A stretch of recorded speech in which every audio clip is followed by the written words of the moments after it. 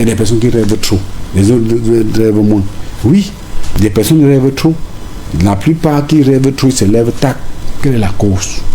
Il essaie d'analyser qu'est-ce qui s'est passé dans la nuit. Les rêves, s'il veut dire quoi? Quand il connaît déjà ce que les rêves signifient chaque fois, régulièrement, on vient lui transmettre le message. Mais celui qui s'en fout, il ne veut pas s'intéresser. Des fois, si c'est les ancêtres qui sont venus donner les messages, si la nature est venue donner, à un certain moment, la nature dit que même si on parle de Dieu, il va faire quoi avec? On diminue maintenant sa force des rêves. Deux fois, les sorciers et les vampires constatent que tu as des capacités, qu'on peut te transmettre des messages dans les rêves chaque fois. Mais c'est eux qui viennent maintenant bloquer, étouffer ton esprit qui n'arrive plus à se déplacer la nuit. Tu dors. L'esprit n'arrive plus à se déplacer.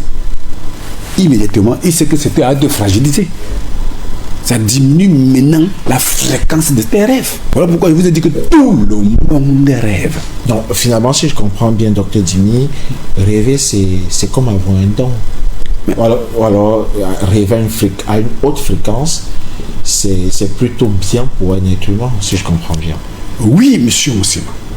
Quand on rêve régulièrement, c'est quelque chose de bien pour un être humain. Ça veut dire que son esprit n'est pas inactif.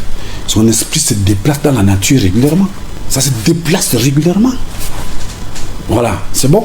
Ce n'est pas un esprit sommeilleux. Et ces pareilles personnes, s'ils se concentrent bien, la nature doit les dévoiler beaucoup de choses. C'est l'esprit d'un chercheur. Merci d'or. Désolé. La recherche qu'il devait faire, les capacités, les communications, tout ce qu'on devait lui transmettre devient nul. Il devient sous-homme une fois ou un incapable.